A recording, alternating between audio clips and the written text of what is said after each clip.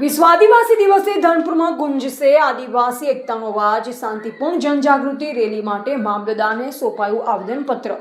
બેઠકમાં નક્કી કરવામાં આવ્યું કે આગામી કાર્યક્રમ અંતર્ગત ધાનપુર તાલુકાના વિવિધ આદિવાસી ગામોમાં તેમજ ધાનપુર તાલુકાના મુખ્ય વિસ્તારો અને માર્ગો પર શાંતિપૂર્ણ રેલીનું આયોજન કરવામાં આવશે. આ રેલીનો હેતુ સમાજમાં જાગૃતિ લાવવાનો, બંધારણીય અધિકારો અંગે માહિતી પહોંચાડવાનો તથા સામાજિક એકતા અને ભાઈચારાનો સંદેશ આપવાનો રહેશે. આયોજન સમિતિએ તમામ કાર્યકરોને સમાજજનોને અપીલ કરી છે કે સમગ્ર કાર્યક્રમ દરમિયાન કાયદો અને વ્યવસ્થા જળવાય તે માટે સંપૂર્ણ શાંતિ, અનુશાસન અને બંધારણીય મૂલ્યોનું પાલન કરે તથા પ્રશાસન સાથે સહકાર આપી કાર્યક્રમને સફળ બનાવે.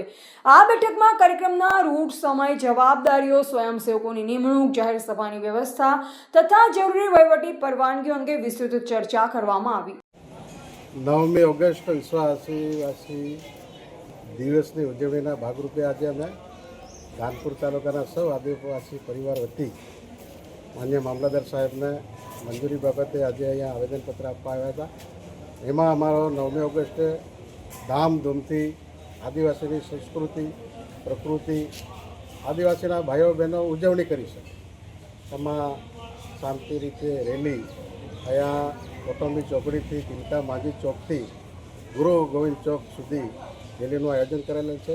એમાં સમગ્ર આપણો ધાનપુર તાલુકાના ભાઈઓ બહેનો આવે, નાચે કૂદે, પોતાની સંસ્કૃતિ, પોતાની ઓળખ, પોતાની ભાષા, પોતાની બોલી વિશે સમજણ આપે અને એ માટે સૌએ આ તાલુકાની અંદર રહેતા સૌ ભાઈ બહેનો, વૃદ્ધો, બાળકો, વડીલો સૌ આવે અને આ કાર્યક્રમ શાંતિથી પૂર્ણ થાય એ માટે અમે આજે સાહેબ પાસે આવ્યા હતા.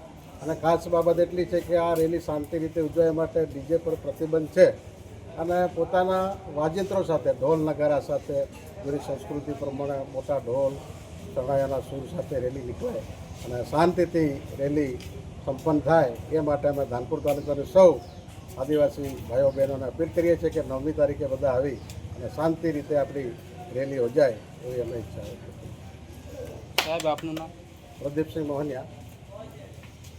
રિપોર્ટર કિશન મોહનિયા, ધાનપુર.